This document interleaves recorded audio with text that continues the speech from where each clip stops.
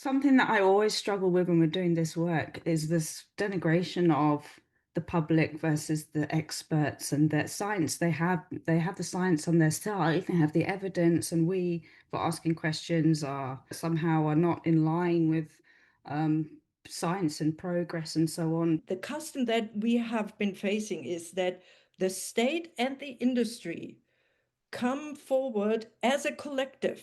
There was a moment during the proceedings in Bloemfontein when one of the judges asked the advocate representing the state, why are you in the same box as Monsanto against the collective, yeah.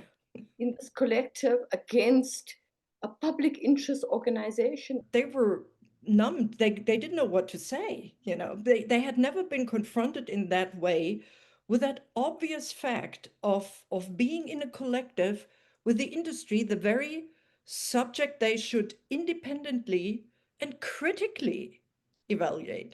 The data, the evidence that is put in front of them, because the industry legitimately has an interest that is different from the regulator and the people. And we, the people, must rely that the regulator is capable and willing to critically and independently evaluate that data and make sure whether it complies with the law or not.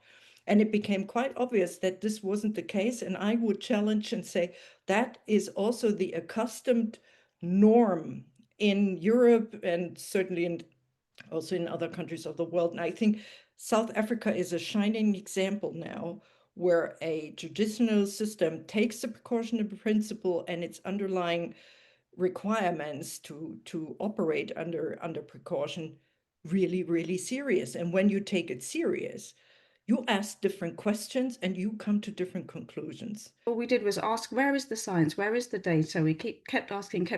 We got the confidential business information. Still, there's a lack of data. The overclaims were there. The lack of certainty was there. And finally, we had a fair audience to hear those. And it really, I think, is a big lesson for us going forward when we face these challenges over and over again, to stand with our questions, stand with our concerns, and ask for the burden of proof to be placed on developers to show that they are not risking us, they're not risking the public, they're not risking sovereignty,